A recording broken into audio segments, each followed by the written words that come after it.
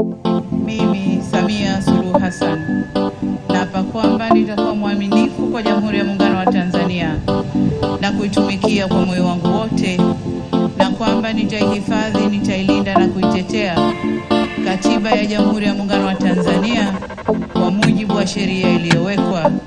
Ewe Mwenyezi Mungu nisaidie.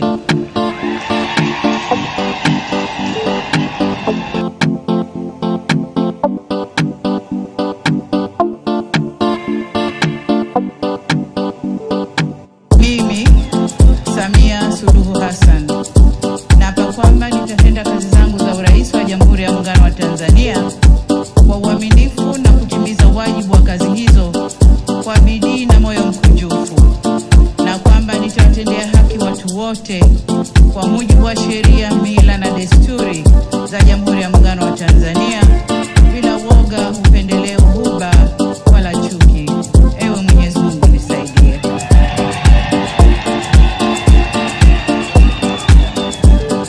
Mimi Samia Suluhu Hassan naapa kwamba katika kutekeleza madaraka niliyopewa kwa mujibu wa Katiba ya Jamhuri ya Muungano wa Tanzania